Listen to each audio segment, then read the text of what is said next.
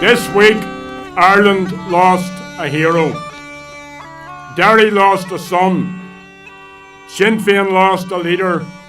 And I lost a dear friend and a comrade. But Martin's family has suffered the biggest loss of all.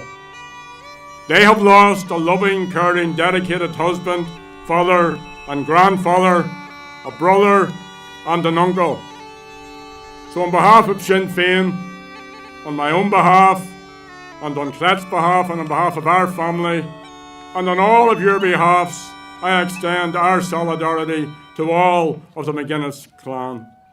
We also thank the doctors and the nurses who looked after Martin so well during his illness. And we think and pray also for the family of Ryan McBride, and we send our sympathy to them and to all in the world of Irish soccer. One of the very best things Martin ever did was to marry Bernie Canning. And one of his very best achievements was the family which he and Bernie reared in the Bogside in Derry. And above all else, Martin loved his family. So our heart goes out to Bernie, to their sons Fakra, Emmett, their daughters Fanula and Grania, Bernie and Martin's grandchildren, Tiernan, Oisin, Rossa, Cana, Cara, Dulta, August Sive. To his sister Geraldine, who looked after him in bad times. To his brothers Paul, William, Declan, Tom and John, and to all the wider McGuinness family. And all of us who knew Martin are proud of his achievements, of his humanity, of his compassion. He was a formidable person. He did extraordinary things in extraordinary times. You would not be surprised at some of the commentary from some quarters recently about him and his life. You could be the first to say that these people are entitled to their opinions, particularly those who suffered at the hands of the IRA. But let me take issue with those in the editorial rooms or in the political ivory towers who denounce Martin McGuinness as a terrorist.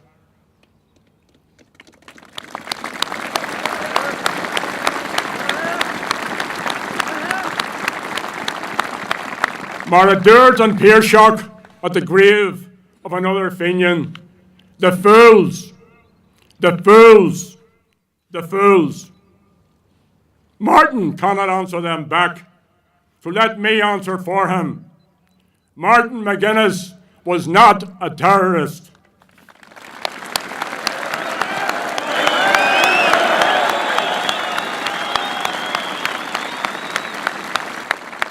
Martin McGuinness was a freedom fighter.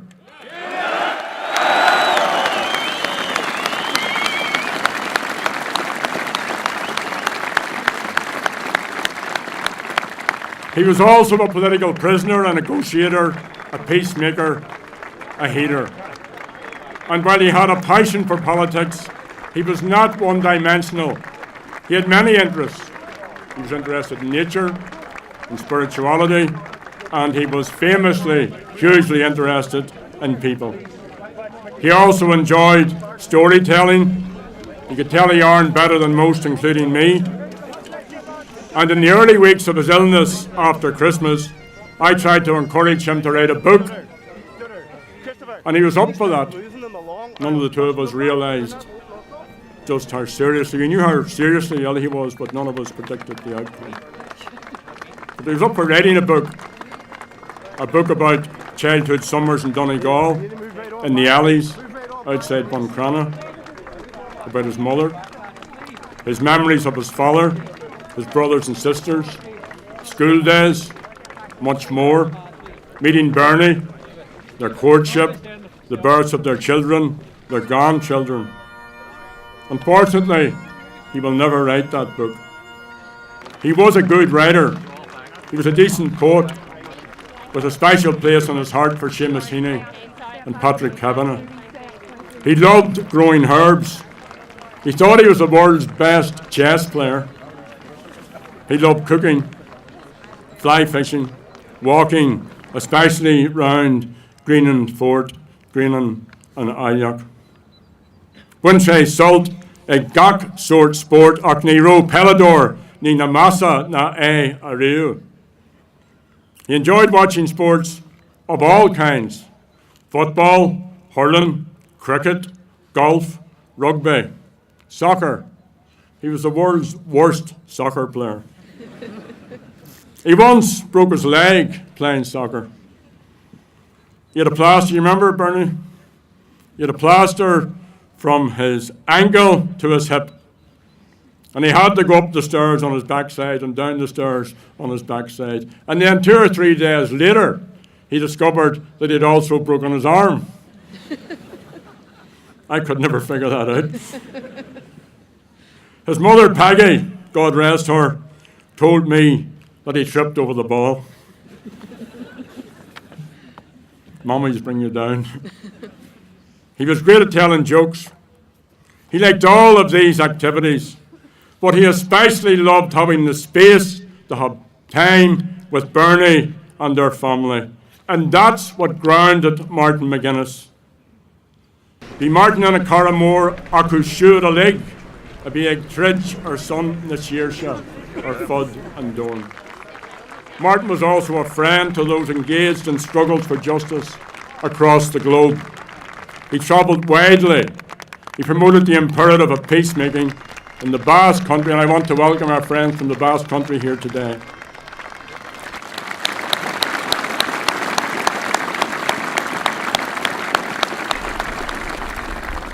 He travelled to Colombia, to the Middle East, to Iraq, and I want to welcome the Palestinian ambassador here today.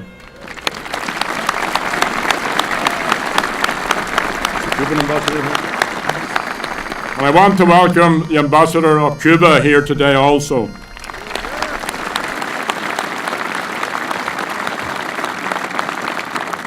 He travelled to South Africa to meet Nelson Mandela and others in the ANC leadership, as well as in the National Party, to learn from their experience. But he was also a man, in many, many ways, who was very ordinary. He was particularly very ordinary in his habits and in his personal lifestyle. He wasn't the slightest bit materialistic. Like many other Derry Wans, Martin grew up in a city in which Catholics were the victim of widespread political and economic discrimination. He was born into an orange state which did not want him or his kind. Poverty was endemic. I remember him telling me that he was surprised to learn that his father, a quiet, modest, church-going man, marched in the civil rights campaign here in Derry. And the Orange State's violent suppression of that civil rights campaign, the Battle of the Bogside, and the emerging conflict propelled Martin into a life less ordinary. Búil Midgeon Shaw, Duncad Ur, Blint a Fada ó Hen, a Dura Seer. Is Carja, August Comradaha, Magina ó Shin. Martin and I first met 45 years ago behind the barricades in Free Derry. We have been friends and comrades ever since. From time spent on the run, to imprisoned in Mountjoy, in the Curragh, in Portlaoise, in Belfast Prison, through his time as Northern Education Minister and later Deputy First Minister, along with Ian Paisley, and then Peter Robinson, and then Arlene Foster, Martin made an unparalleled journey. And reading and watching some of the media reports of his life and death in recent times, one could be forgiven for believing that Martin, at some undefined point in his life, had a road to Damascus conversion, that he abandoned his Republican principles, that he abandoned his former comrades in the Irish Republican Army, and that he joined the political establishment. And to suggest this is to miss the truth of his leadership and the essence of his humanity. There was not a bad Martin McGuinness, or indeed a good Martin McGuinness. There was simply a man like every other decent man or woman doing their best in very difficult circumstances. Martin believed in freedom. He believed in equality. And he resisted, by armed actions, those who withheld these rights. And then he helped to shape conditions in which it was possible to advocate for these entitlements by unarmed strategies. And throughout it all, Martin remained committed to the same ideals that led to him becoming a Republican activist in the first instance. He believed that the British government's involvement in Ireland, and the partition of our island are the root causes of our difficulties and of our divisions. And he was absolutely 150% about that.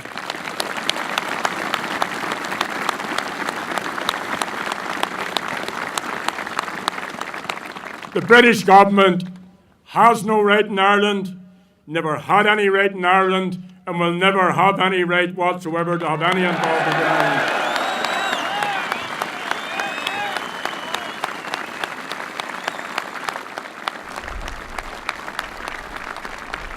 Along with others of like mind, he understood the importance of building a popular, democratic, radical Republican Party across this island. He especially realised that negotiations and politics are another form of struggle. And in this way, he helped chart a new course, a different strategy. And this involved taking difficult initiatives to make political advances. Our political objectives, our Republican principles, our ideals did not change. On the contrary, those guided us through every twist and turn and will continue to guide us through every twist and turn of this process. Thanks to Martin, we now live in a very different Ireland, an Ireland which has changed utterly. We live in a society in transition. The future can now be decided by us. It should never be decided for us. Without Martin, there could not have been the type of peace process we've had. Much of the change which we now take for granted, and people sometimes say to me, the young ones take it for granted, and I say to them, that's good. That's a good thing.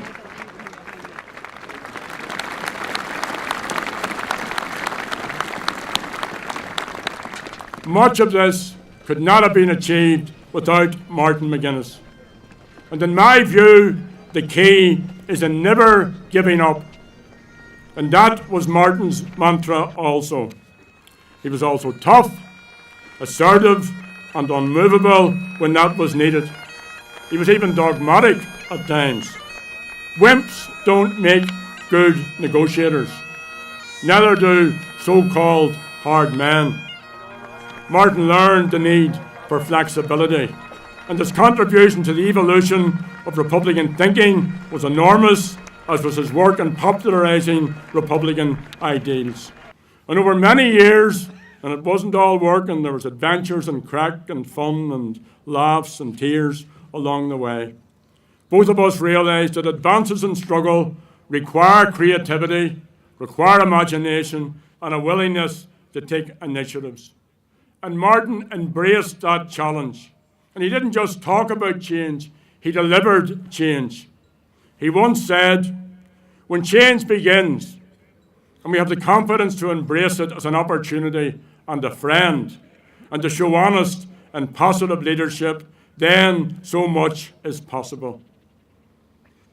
Fiche in an upper more broad ugam, John Martin nu mar an céad ira edicus and ye co unto Enya Nahasta. It was a source of great pride for me following the Good Friday Agreement to nominate Martin as the North's Minister for Education.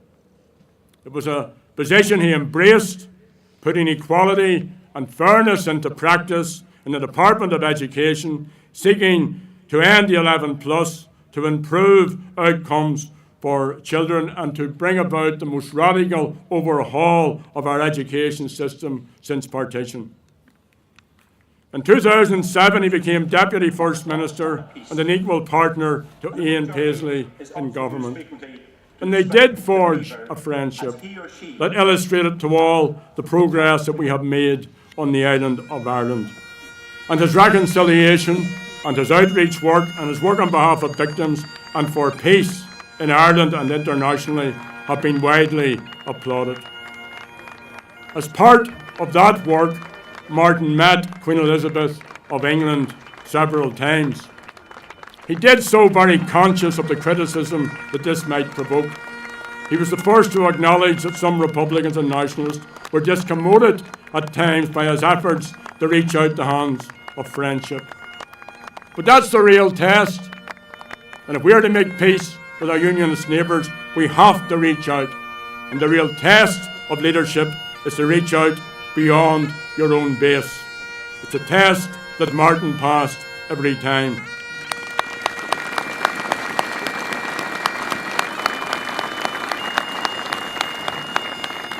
Some unionist leaders were discommoded also at the sight of their Queen meeting our Martin, or on another occasion using a couple of focal, or bowing in salute to the men and women of 1916.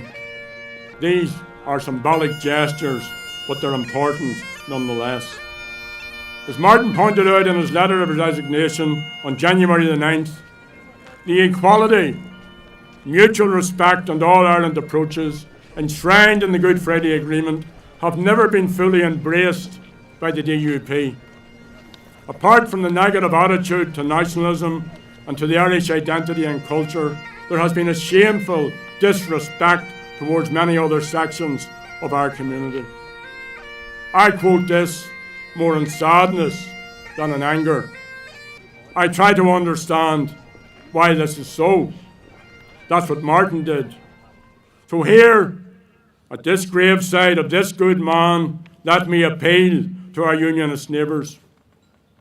Let us learn to like each other, to be friends, to celebrate and enjoy our differences, and to do so on the basis of common sense, respect and tolerance for each other and everyone else as equals.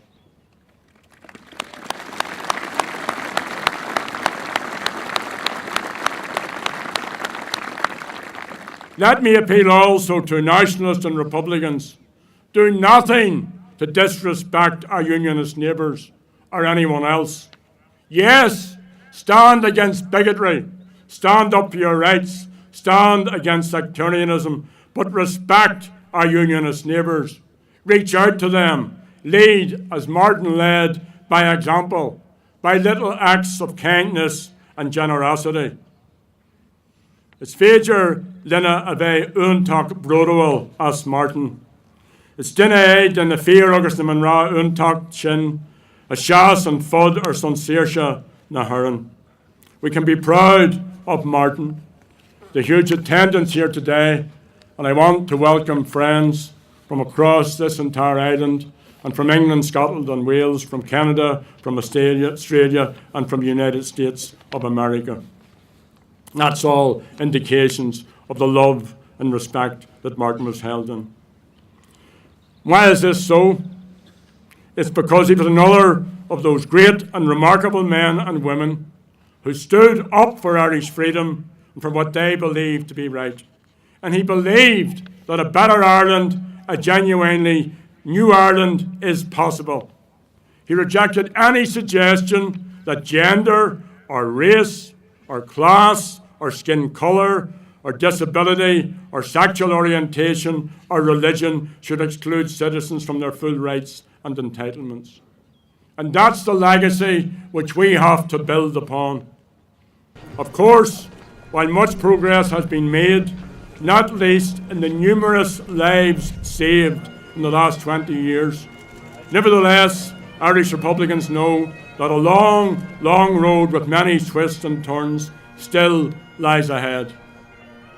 It's all about rights, human rights, religious rights, language rights, LGBT rights, social and economic rights, rights for women, national rights, the rights and the right to freedom. And these rights can't be left to any political party. If you want an Act na Gaeilge, Get out and campaign for it. Don't sit back. Get out and work for it.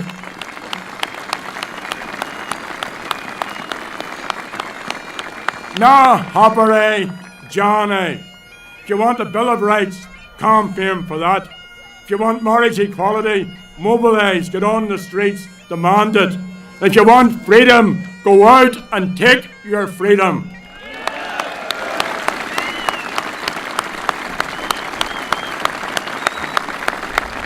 Freedom for everyone. Organise, mobilise, unite for your rights. That's the challenge facing us, to build a mass movement for positive change across all 32 counties of our island and for all our people. And facing that challenge, we're stronger because of Martin. So don't mourn, celebrate, organise. That's what Martin would want. He exemplified all that is decent and fair about our Republican ideology and our core values of freedom, equality and solidarity. So it's now over to us to take the struggle from where he has left it. Like Bobby Sands, he believed that our revenge should be the laughter of our children. By his example, he showed us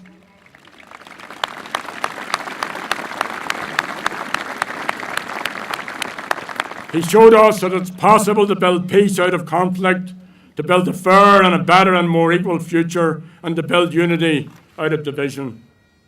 And Martin will continue to inspire and to encourage us in the time ahead.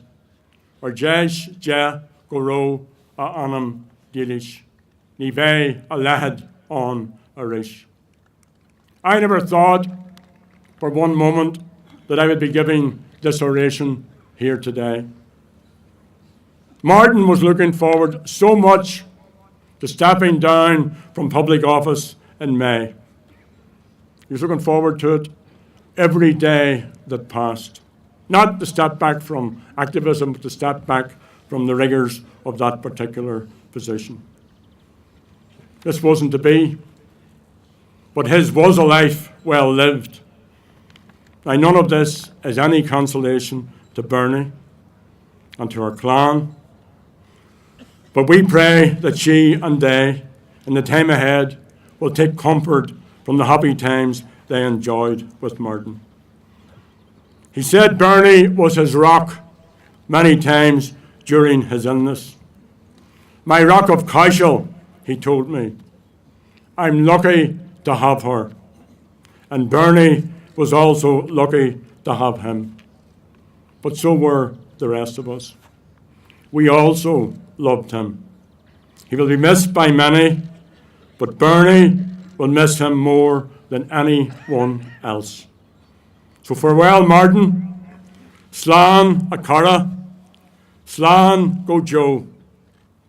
We thank Martin McGuinness. He was a rebel. Up the rebels.